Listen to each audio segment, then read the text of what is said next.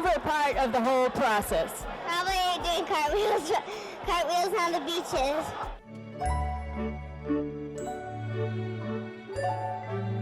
We often see familiar faces from childhood pop up in the news, but rarely under circumstances quite as unsettling as this one. Sophie Nyweide, the former child actress many might remember from films like Noah, she's at the center of a really intriguing and frankly quite somber news story right now. Yeah, absolutely. And that's what we want to get into today. This deep dive is really about exploring what we actually know based on the available reports surrounding Sophie Nywide's death and the investigation that's now ongoing. Right. Our main source for this is a New York Post article that just came out today, April 23rd, 2025. Exactly. And the goal here isn't just to skim the headlines. We want to try and understand, the circumstances that led police to even consider foul play. And then there's the family's perspective, very moving details from her online obituary. We need to look at that too. Definitely. And maybe touch on her background, her career as a young actress.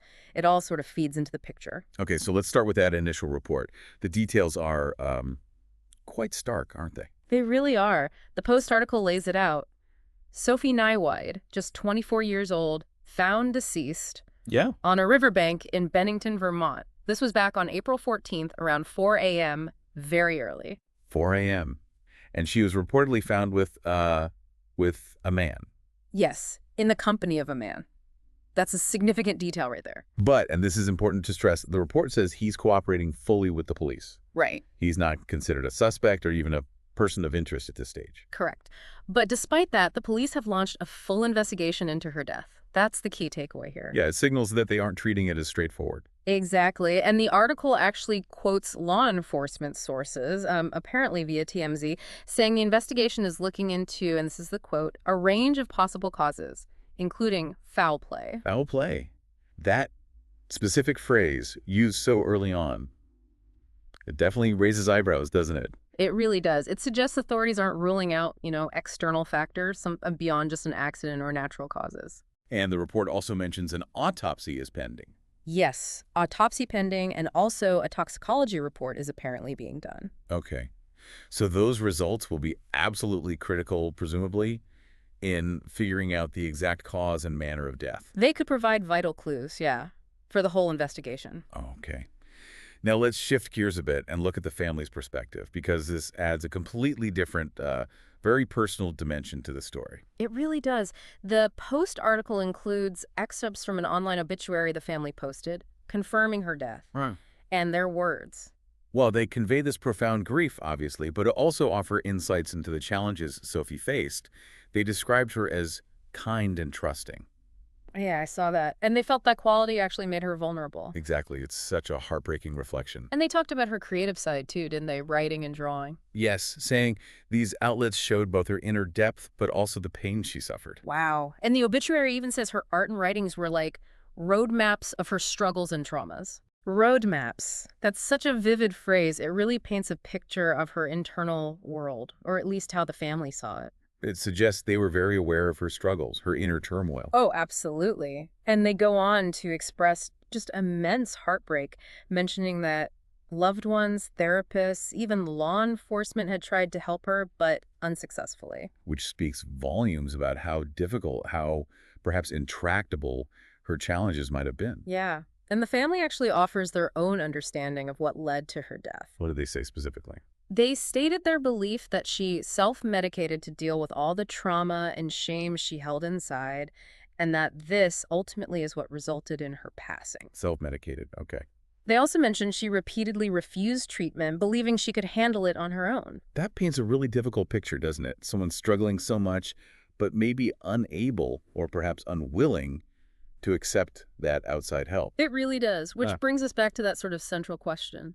Yeah. How do we square this, the family's perspective of self-medication and trauma, with the police investigation focusing on potential foul play? That's the core tension right now, isn't it? You have law enforcement emphasizing foul play, suggesting concern about external factors, maybe criminal activity. Right. And then you have this deeply personal family narrative about long-term struggles, trauma, self-medication being the cause. Could they both be true somehow?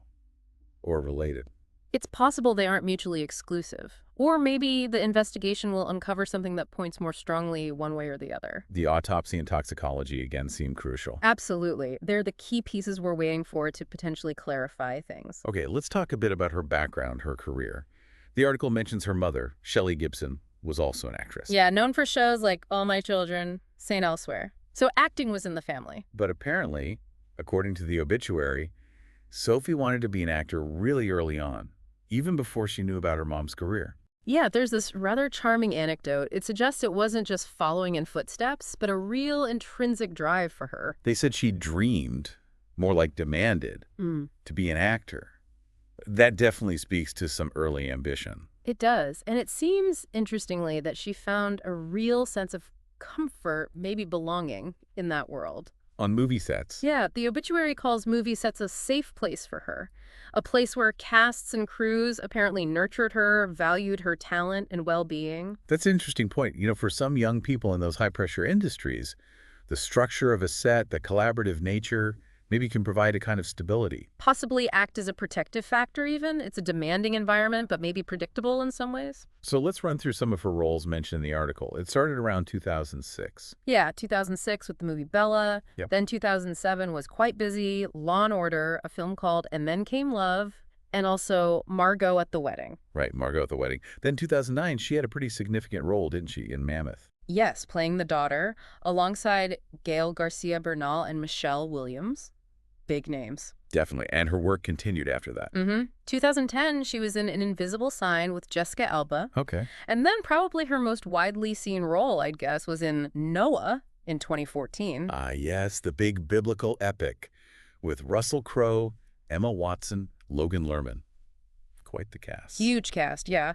And the last credit the article mentions is a short film, Born Again, from 2015. Right, and the obituary. Yeah. It ended with this really poignant reflection, didn't it? It did. Very powerful words. Sophie, a life ended too soon. May it not be in vain. May we all learn from her brief life on earth and do better. Wow. And then it adds, yes, we must all protect our children and do better. Such a powerful message from a grieving family. It really brings you back to the core questions here. Absolutely. Because, as we keep saying, that police investigation is still active, still specifically considering foul play.